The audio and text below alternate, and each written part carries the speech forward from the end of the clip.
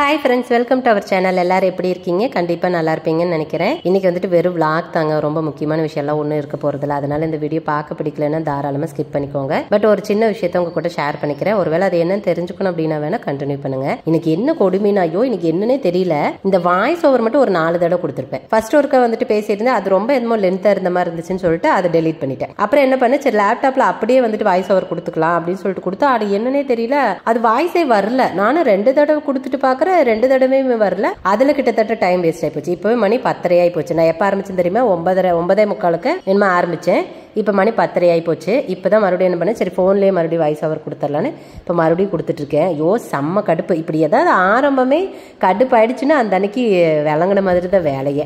சரி ஓகே, அதனால எனக்கு ரொம்ப லேட் ஆகி போச்சு. மேபி வீடியோ கூட கொஞ்சம் லேட்டா வரும்னு நினைக்கிறேன். இன்னைக்கு வீடியோ பாத்தீங்க அப்படின்னா வெள்ளிக்கிழமை, அதாவது வியாழக்கிழமை பொழுதோட ஈரோடு போயிட்டு வந்திருந்தோம். ஸோ அதனால நேத்திக்கு வெள்ளிக்கிழமை வந்துட்டு அந்த மெட்டீரியல் எல்லாம் எடுத்து வச்சுட்டு இருக்கேன். அதை தான் இப்போ நீங்க பார்த்துட்டு இருக்கீங்க. நான் இப்போ சனிக்கிழமை காலையில 10:30 மணி ஆயிப்போச்சு. இப்பதான் வீடியோ வந்துட்டு எடிட் பண்ணிட்டு இருக்கேன். சரிங்களா?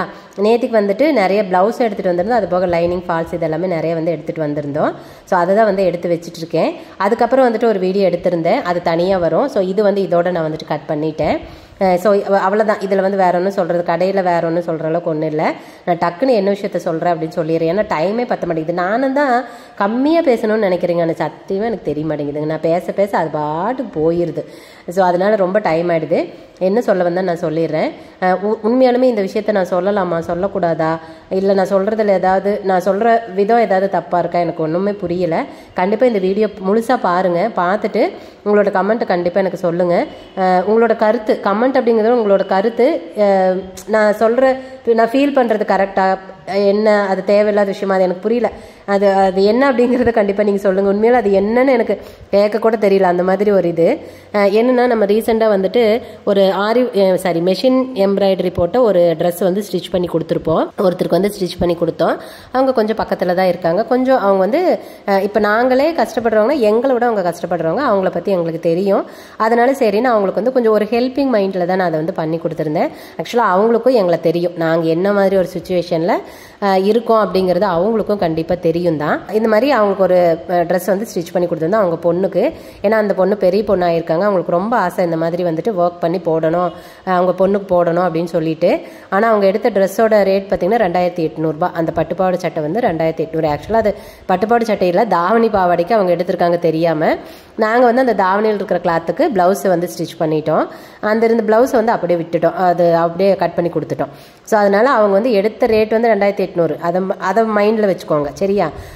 ஸோ இப்போ வந்து அவங்க வந்து நம்ம பண்ணி கொடுத்துட்டோமா. இதில் என்ன அப்படின்னா, நான் வந்துட்டு அந்த மெஷின் ஒர்க்குக்கு காசே வாங்கலை. ஏன்னா எனக்கு வந்துட்டு அது எப்படி வந்து ஸ்டிச் பண்ணோம் அப்படின்னா, நாங்கள் ஒரு கடையில் வந்து ரெகுலராக வந்துட்டு டெய்லரிங் மெட்டீரியல்ஸ், ஆரி மெட்டீரியல்ஸ் எல்லாமே ரெகுலராக அங்கே வாங்குவோம். அதனால எங்களுக்கு வந்து அதில் பாயிண்ட்ஸ் ஏறிக்கிட்டே இருக்கும். நம்ம மளிகை கடையில் வந்து பெரிய பெரிய டிபார்ட்மெண்டல் ஸ்டோரில் அந்த மாதிரி இருக்கும். நம்ம ரெகுலராக வாங்கினோன்னா அதில் நமக்கு பாயிண்ட் ஏறிட்டே இருக்கும். அதுக்கு நம்ம பொருள் வந்துட்டு வாங்கிக்கலாம். கொஞ்ச நாள் ஆகிறப்ப அந்த பாயிண்ட் சேர்றப்போ அதுக்கு தேவையான பொருள் நம்ம வாங்கிக்கலாம். அந்த மாதிரி இருக்கும். அப்படிதான் இங்கேயும். ஸோ அதில் வந்து பார்த்தீங்கன்னா நம்ம மெயினாக ஆரி ஒர்க்கும் மிஷின் ஒர்க்கும் அந்த மாதிரி தான் பண்ணிக்க முடியும். எங்களுக்கு வந்து அது தேவையில்லை. ஏன்னா ஆரி ஒர்க் நானே பண்ணுறதுனால எனக்கு அது தேவையே படுறதில்ல. மிஷின் ஒர்க்கும் நாங்கள் பண்ணுறதே இல்லை. அதனால நானும் அதை பண்ணினதே இல்லை. நான் என்ன யோசிச்சேன்னா, நான் கூட அதை யோசிக்கல. அண்ணா தான் சொன்னாங்க, சரி அவங்க பாவம் கேட்குறாங்க, ஆசையாக கேட்குறாங்க, நம்ம ஆரி ஒர்க் பண்ணலாம், அந்த ரேட்டுக்கு நம்மளாலும் பண்ணி கொடுக்க முடியும். ஏன்னா டைமை வேஸ்ட் பண்ணி நம்மளால அவ்வளோ பண்ணி கொடுக்க முடியாது. சரி மெஷின் ஒர்க்கும் நம்ம பண்ணிக்கலாம்ல, அவங்க தான் சொல்லிகிட்டே இருக்காங்கல்ல, அந்த காசுக்கு இவங்களுக்கு வேணால் பண்ணி கொடுத்துடலாம்ல, இவங்களுக்கும் கொஞ்சம் ஃப்ரீயாக கிடைச்ச மாதிரி இருக்கும், நம்மளும் அதை வந்து கை காசு ஒன்று நட்டப்பட்டுக்கு போகிறது இல்லை இப்போதைக்கு அப்படின்னாங்க. சரின்னு சொல்லியாச்சு. அதே மாதிரி தான் நாங்கள் அவங்களுக்கு வந்துட்டு அந்த மிஷின் ஒர்க் பண்ணி கொடுத்தோம். அதோட ரேட் உண்மையாலே எனக்கு எவ்வளோன்னு தெரியலங்க. ஆனால் 800 வரும் அப்படின்னு சொன்னாங்க அந்த கடையில். ஏன்னா அது இப்போ தான் ஃபஸ்ட்டு டிசைன் அவங்க போடுறது, புதுசு. அதனால் வந்து 800 வரும் அப்படின்னு வந்து சொல்லியிருந்தாங்க. ஸோ அதனால் நான் என்ன பண்ணேன்னா, நான் தைக்கிற கூலி லைனிங் மட்டும்தான் நான் காசு போட்டுக்கிட்டேன். டிசைனுக்கு வந்து நான் காசு போட்டுக்கல. நான் தைக்கிறப்பவே சொன்னேன், இந்த மாதிரி டிசைன்லாம் வந்து பண்ணணும்னா நிறைய அமௌண்ட் வரும், ஸ்டிச்சிங்கெல்லாம் நிறைய சார்ஜ் வரும் அப்படின்னு சொன்னப்போ கூட அவங்க என்னன்னாங்க, பரவாயில்ல எவ்வளோ நாளும் பரவாயில்ல காசு கொடுத்துட்றேன், அதெல்லாம் ஒன்றும் பிரச்சனை இல்லை அப்படின்னு சொன்னாங்க. ஆனாலும் கூட நான் வந்து சரி அவங்களே கஷ்டப்படுறவங்க, ஏன் அவங்களை இது பண்ணாட்டே அப்படின்னு சொல்லிட்டு டிசைனுக்கு காசு வாங்காமல் இதுக்கு மட்டும் ஸ்டிச்சிங்க்கு மட்டும் வாங்கிட்டேன். அது வந்து நான் கம்மியெல்லாம் பண்ணலை. ஸ்டிச்சிங் காசு நான் கம்மியே பண்ணலை. எல்லாத்துக்கும் என்ன போடுவேன்னா அதுதான் போட்டுருந்தேன். ஏன்னா நார்மலாக அவங்களுக்குன்னா நான் கொஞ்சம் கம்மி பண்ணுவேன், அது அண்ணாவுக்கு தெரியும். அது அது அப்படி பண்ணியும் கூட அந்த அக்கா எவ்வளோன்னு கேட்குறாங்க. நான் சொல்கிறேன், அமௌண்ட்டு சொல்கிறேன். சொல்லிவிட்டு நான் வந்து சொல்கிறேன், இந்த மாதிரி டிசைனுக்கெல்லாம் நான் காசு போடலைங்க்கா, அது சும்மா தான் தைக்கிற கூலி மட்டும்தான் நான் போட்டிருக்கேன், லைனிங்க்கு காசு போட்டிருக்கேன் அப்படின்னு சொல்லியிருந்தேன். சரின்னு சொல்லிட்டாங்க. ஆனால் பார்த்தீங்கன்னா அதுக்கப்புறம் வந்து ஒரு 2-3 நாளைக்கு முன்னாடி அண்ணா கிட்ட வந்து சொல்லியிருக்காங்க, இந்த மாதிரி அமௌண்ட் கொஞ்சம் குறைச்சிக்கலாம் இல்லைங்கண்ணா, எங்கள் வீட்டுக்கார் கொஞ்சம் கம்மி பண்ணிக்க சொன்னார் அப்படின்னு வந்து சொல்லியிருக்காங்க. அதுக்கு அண்ணா வந்து சொல்லியிருக்காங்க, ஏங்க நான் வந்து உங்களுக்கு டிசைனுக்கும் காசே போடலை, அப்புறம் தைக்கூலியும் வந்துட்டு மற்றவங்களோட உங்களுக்கு கம்மியாக, ஏன்னா அண்ணாக்கு தெரியாது நான் எவ்வளோ கூலி போடுறேன்னு அண்ணாக்கு தெரியாது, ஏன்னா அவங்களுக்கு நார்மலாக நாங்கள் கம்மியாக தான் போடுவேன்னு தெரியும். அதனால் அண்ணா நினச்சிட்டாங்க நான் இதுக்கும் அப்படி தான் போட்டிருப்பேன் அப்படின்ட்டு, மற்றவங்களோட உங்களுக்கு கம்மியாக தான் போட்டிருக்கு, அப்படி இருந்து திரும்ப வந்து குறைச்சிக்க சொன்னால் எப்படி, அப்பெல்லாம் கம்மி பண்ண முடியாது அப்படின்னு வந்து சொல்லிட்டாங்களாமா. சரி அப்படின்ட்டு போயிட்டாங்க. இத்தனைக்கும் அவங்க வந்து கிட்டத்தட்ட ஒரு 20 to 25 days ஆச்சு, இன்னும் கிளாத் வாங்கலை. சரிங்களா, நான் அது கூட எதுவும் சொல்லலை, சரி அவங்க காசு இருக்கிறப்ப வாங்கிக்க போகிறாங்க அப்படின்னு விட்டுட்டேன். இதை வந்து அவங்க சிஸ்டர்கிட்ட அக்கா கிட்ட போய் சொல்லியிருக்காங்க, இந்த மாதிரி அவங்க ₹100 கூட குறைக்கல, அதே காசு அப்படியே கேட்குறாங்க அப்படின்னு சொல்லியிருக்காங்க. அதுக்கு அவங்க அக்கா பொண்ணு சொன்னாங்களாம், என்ன இப்படி கேட்குறீங்க, அவங்கள பற்றி உங்களுக்கு தெரியாது, அது உங்களுக்குன்னா எப்போவுமே அவங்க கம்மியாக தான் பண்ணி தருவாங்க, அப்படி இருக்கிறப்ப நீங்கள் என்ன இப்படி கேட்குறீங்க, ₹1 கூட நீங்கள் கேட்கக்கூடாது, பொட்டாட்ட துணி வாங்கிட்டு வந்தாலும் தைச்சி இவ்வளோ நாள் ஆச்சு, இதுவே நீங்கள் வாங்கலை, அவங்களும் பாவம் கஷ்டப்படுறவங்க தான், அவங்கள பற்றி நம்மளுக்கு தெரியும், அப்படி இருந்து நீங்கள் வாங்கலாம், அதுவே தப்பு, அப்படி இருந்து நீங்கள் திரும்ப கம்மி பண்ணி கேட்பீங்களா, பொட்டாட்டு போய் வாங்கிக்கோங்க அப்படின்னு சொல்லி அவங்க சொல்லியிருக்காங்க. ஏன்னா அந்த பொண்ணுக்கு தெரியும் நான் எப்படி காசு வாங்குவேன், எப்படி அனுசரித்து வாங்குவேன்னு அவங்களுக்கு தெரியும். ஸோ அப்படின்னு வந்து சொல்லிட்டாங்க.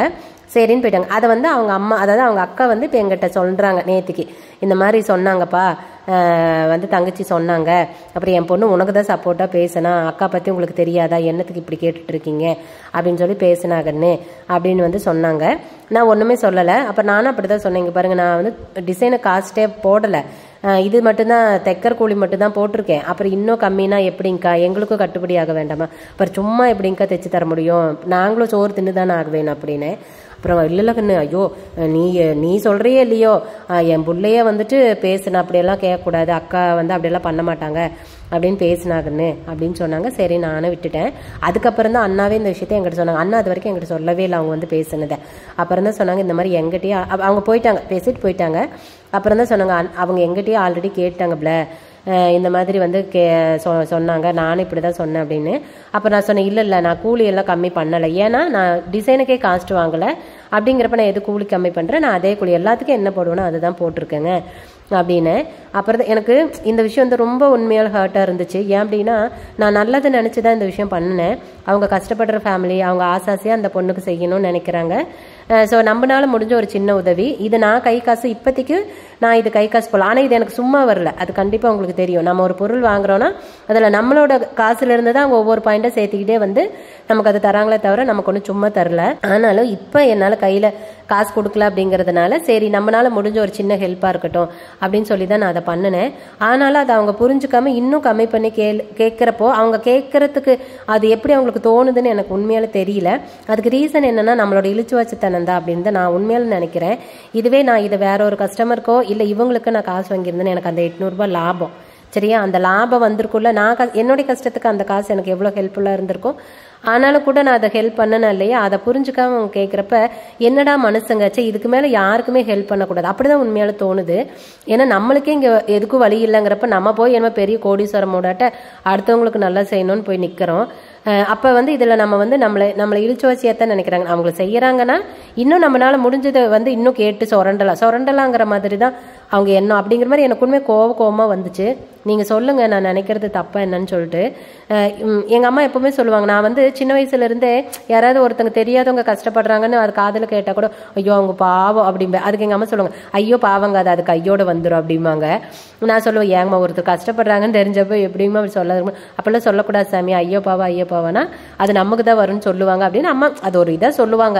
அப்படி சின்ன வயசுலேருந்து எனக்கு அப்படிதான் ஒரு கேரக்டர். நான் கஷ்டப்பட்டா கூட எனக்கு தெரிஞ்சவங்களோ என் முன்னாடி யாரும் கஷ்டப்படக்கூடாது, மனசு சங்கடப்படக்கூடாது அப்படி நினைக்கிறவ தான் நான். அதனால தான் யாருக்கிட்டையும் நான் இது வரைக்கும் ஹார்ஸாக பேசினதே கிடையாது. எனக்கு சங்கடப்படுத்தினா கூட அவங்கள திருப்பி நான் ஹார்ஸாக பேசினதே கிடையாது. அது என்னோட குணம்.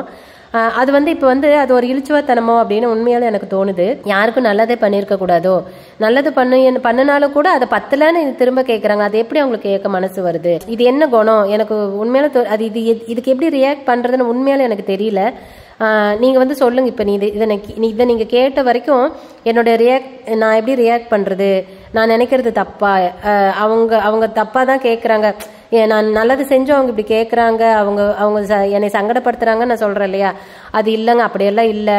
அப்படி உங்களுக்கு என்ன தோணுதோ எனக்கு கண்டிப்பாக சொல்லுங்கள். அது எனக்கு ரொம்ப தேவைப்படுது. இப்போது என் மனசுக்கு அவ்வளோ ஒரு மாதிரி அது சங்கடமாக, உண்மையில் நேற்றுக்கு ஃபுல்லாக அதை சொல்லி புலம்பிகிட்டே இருந்தேன். அண்ணா சரி விடு, அது அவங்க அப்படி தான், நீ விட்டுரு அப்படின்னாங்க. என்னால் அதை ஏற்றுக்கவே முடியலை. அதனால் நீங்கள் சொல்லுங்கள் கண்டிப்பாக. இதுக்கு உங்களோட கருத்துக்களை எனக்கு கண்டிப்பாக கமெண்ட்டில் சொல்லுங்கள். நான் உண்மையில ரொம்ப ரொம்ப எதிர்பார்ப்பேன் உங்களோட கமெண்ட்டை. ஏன்னா நிறைய வீடியோக்கு கமெண்ட் வராது, பட் அது எனக்கு பெருசாக தெரியாது. பட் இந்த வீடியோக்கு நான் வரணும்னு எதிர்பார்க்குறேன். நீங்கள் ஒருவேளை இந்த வீடியோ ஃபுல்லாக இது வரைக்கும் பார்த்துருந்தீங்கன்னா கண்டிப்பாக எனக்கு கமெண்ட் பண்ணுங்கள். உங்களோட கருத்துக்கள் என்ன இதில் அப்படின்னு சொல்லிட்டு கமெண்ட் பண்ணுங்கள். நானும் தெரிஞ்சுக்கிறேன். இனிமேட்டுக்கு யாருக்கும் நல்லதே செய்யக்கூடாதோ அப்படிங்கிற ஒரு எண்ணம்லாம் எனக்கு வர ஆரம்பிச்சிருச்சு. பட் அப்படி இருக்க முடியாது, நம்ம கேரக்டர் அப்படி எதுவும் கிடையாது. சரி பார்ப்போம், இனிமேட்டுக்கு நடக்கிறத பார்ப்போம். சரி ஓகேங்க, இந்த வீடியோக்கு அவ்வளோதான், வேற ஒன்றும் இல்லை. இதை சொல்லணுமா சொல்லக்கூடாதான்னு கூட எனக்கு தெரியல, ஒரு ஆதங்கத்தில் நான் சொல்லிட்டேன். இதை நீங்கள் எப்படி எடுத்துக்கிறீங்கன்னு எனக்கு புரியலை. சரி ஓகேங்க, இந்த வீடியோக்கு அவ்வளோதான். இது மட்டும் இல்லை, இன்னும் நிறைய கட்டிங் வீடியோஸ் டிப்ஸ் எல்லாம் நிறைய நான் எடுத்து வச்சுருக்கேன். கண்டிப்பாக நான் போடுவேன். நம்மளோட வீடியோஸ் நீங்கள் தொடர்ந்து பார்க்கணும் அப்படின்னா நம்மளை சப்ஸ்கிரைப் பண்ணிக்கோங்க. அப்புறம் மறக்காத அந்த பக்கத்தில் ஒரு பெல் இருக்குது பாருங்கள், அதை தட்டி விடுங்க. அப்போ தான் நான் போடுற வீடியோஸ் எல்லாம் உங்களுக்கு நோட்டிஃபிகேஷன் ஒரு இல்லாட்டி வராது. அப்புறம் நான் வீடியோ போடுறதே உங்களுக்கு தெரியாமல் போயிடும். ஸோ அதனால் கண்டிப்பாக அந்த பெல்லை தட்டி விட்ருங்க. அதே மாதிரி நம்மளை சப்ஸ்கிரைப் பண்ணிவிட்டு நம்ம வீடியோஸ்க்கு முடிஞ்ச அளவுக்கு லைக் கமெண்ட் எல்லாம் போடுங்க. அதுதான் எனக்கும் இன்னும் கொஞ்சம் ஹாப்பியாக இருக்கும். சரி ஓகேங்க, அவ்வளோதான் இந்த வீடியோக்கு, அவ்வளோதான். நம்ம இன்னொரு வீடியோவில் பார்க்கலாம். பாய்.